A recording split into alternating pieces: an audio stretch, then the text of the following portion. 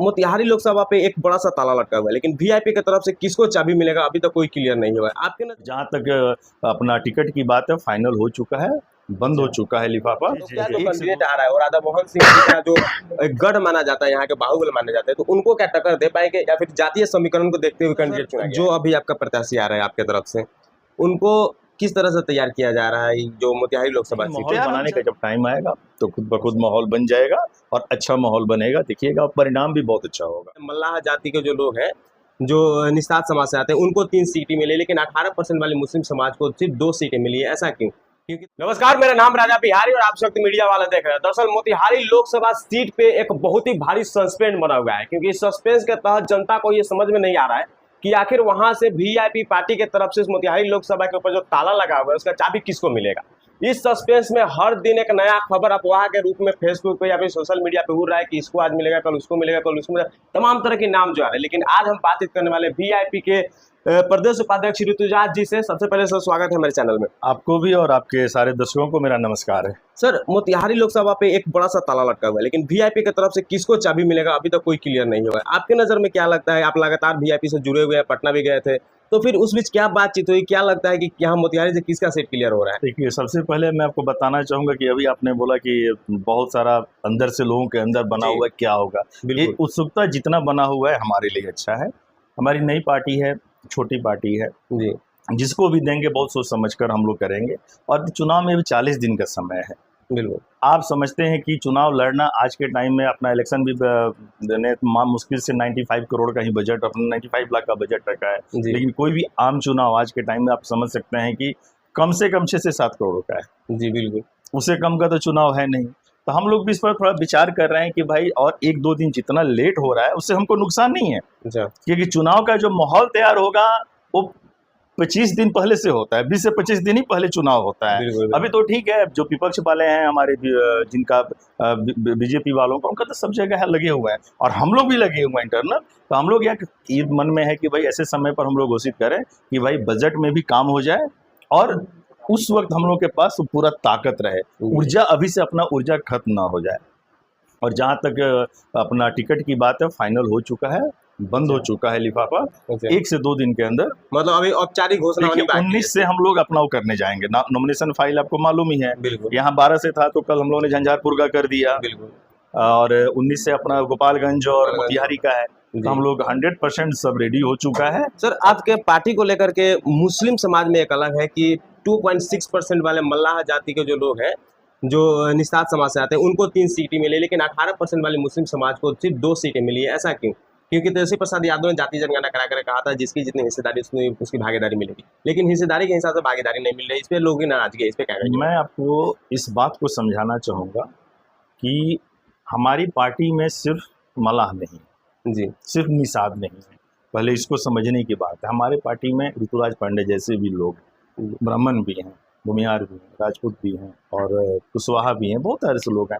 तो इस सब को देखते हुए हमको 3 सीट मिला है। अच्छा। सिर्फ एक दिमाग से निकाल दिए कि सिर्फ निषाद है और निषाद को देखते हुए मिला है, ऐसा नहीं है। ये भ्रमित करने वाली बातें हैं। जो भी भ्रमित कर रहा है उसको ये समझना चाहिए कि पूरे पार्टी को मिला है 3 सीट, ना कि उसको मिला है।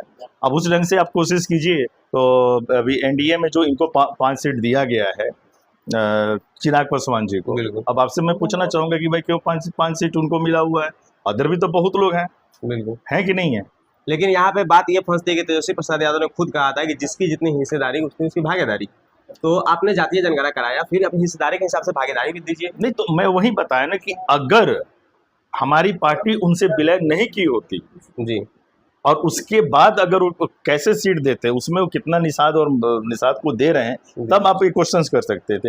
ये हमने एक पार्टी लिया हुआ है, समझे ना? जैसे अपना सीपीआई माले हो गया, हम हो गए, और भी 3-4 और भी पार्टियां साथ में जुड़ी हुई है। तो सबको इस पार्टी के हिसाब से सीट मिला हुआ है, ना कि किसी जाति के हिसाब से मिला हुआ है। इसको समझने की बात है। मोतिहारी में एक अलग सा एक जज्बा देखने को मिला है कि यहाँ से जो राधा मोहन सिंह लगातार 5 बार से सांसद रहे, तो आपके नजर में जो कैंडिडेट का आपने कहा जिस तरह के नाम घोषित हो गया है, वो फाइल बंद हो गई नाम ढूंढने वाला, अब सिर्फ औपचारिक घोषणा बाकी है, तो क्या जो कैंडिडेट आ रहा है और राधा मोहन सिंह जी का जो गढ़ माना जाता है, यहाँ के बाहुबल माने जाते हैं, तो उनको क्या टक्कर दे पाएंगे या फिर जातीय समीकरण को देखते हुए कैंडिडेट चुना गया है? मैं आपको बताना चाहूंगा कि गढ़ किसी का नहीं होता है। जी हम लोकतंत्र में हैं, हम राजतंत्र में नहीं है। बिल्कुल। और जनता भी समझदार है, जनता जनार्दन है। बहुत अच्छा किए कि उन्होंने 6 बार मौका दिया, और 6 बार में क्या मोतिहारी का विकास हुआ कि जनता समझ चुकी है, और हम भी समझ चुके हैं, आप भी समझ चुके हैं। जी हम किस बात पे खुश हों कि 6 बार जो हमारे सेंट्रल में कैबिनेट मिनिस्टर भी रहे हैं, क्या किया? अगर आपसे मैं पूछना चाहूँ तो क्या आपको मिला? मोतिहारी में एक ओवर ब्रिज मिला है, बिल्कुल। यही नहीं मिला। एक ट्रेन यहाँ से जाया करती थी मुंबई या कहीं भी, उसको भी उन्होंने और कहीं से शुरुआत कर दिया है। अदरवाइज हॉस्पिटल में मैं आपसे पूछूंगा कि कभी भी हमारे माननीय महोदय कभी मोतिहारी के हॉस्पिटल में गए हैं? आप पता कीजिएगा मोतिहारी के हॉस्पिटल में क्या व्यवस्था है, नहीं है, जाना चाहिए कि नहीं जाना चाहिए, उनका काम क्या है? आज चुनाव का माहौल है, हम कल्याणपुर में बैठे हुए हैं।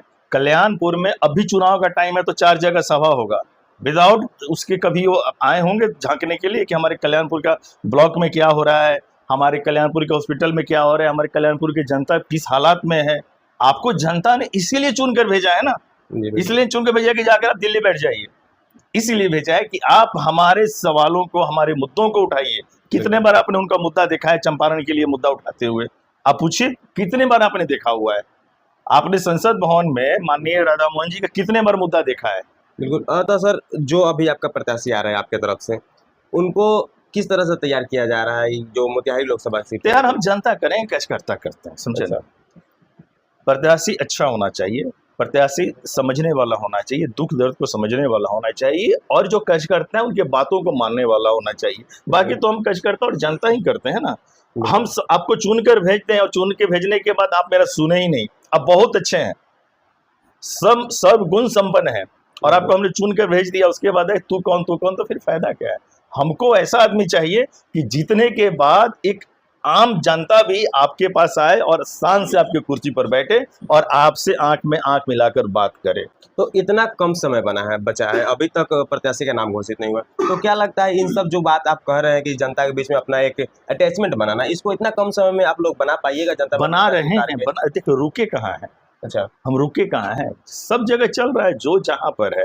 हमारी जो गठबंधन है कोई छोटी मोटी गठबंधन तो नहीं है ना, महागठबंधन कहीं भी आप कहीं भी चाहे झंझारपुर हुआ, चाहे मोतिहारी हुआ, चाहे गोपालगंज हो, कहीं भी आपके जो वीआईपी पार्टी में जो भी लोग हैं उनके तरफ से कोई भी, या फिर आपके जो सुप्रीमो है वो भी खुद नहीं लड़ रहे हैं, अलग अलग चेहरा उतार रहे हैं, तो उन चेहरों पे क्या व्यक्तिगत जो अटैचमेंट है लोगों से, वोटर से, वो क्या बन पाएगी इतना कम दिनों में? मैंने बोला ना कि माहौल, चुनाव क्या होता है 5 साल में तो होता है, लेकिन माहौल बनता है 20 से 25 दिन। इसके पहले तो सिर्फ आदमी क्या होता है ना, उत्तेजित होता है, देखता है कि अरे वो क्या हुआ, कैसे नहीं हुआ।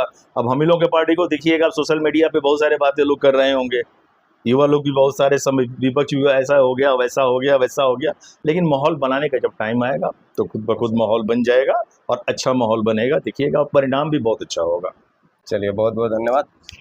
हमने बात किया मोतिहारी लोकसभा सीट को लेकर के। सर ने बताया जिस तरह की अभी तक मतलब जो नाम है वो चुना जा चुका है, लेकिन अब तो औपचारिक घोषणा बाकी है मोतिहारी लोकसभा सीट को लेकर के, और बहुत जल्द इसका घोषणा हो रहा है। लोगों के दिल में जो विचार है, लोग जो सोच रहे हैं कि कब कौन प्रत्याशी यहाँ से उतरेगा, कौन प्रत्याशी यहाँ से लड़ेगा जो राधा मोहन सिंह को टक्कर दे सकता है वीआईपी पार्टी से, महागठबंधन से, उनका नाम औपचारिक घोषणा भी बाकी है। बाकी आपका क्या प्रतिक्रिया है? मेरा नाम राजा बिहारी, आप सोशल मीडिया वाला देख रहे हैं।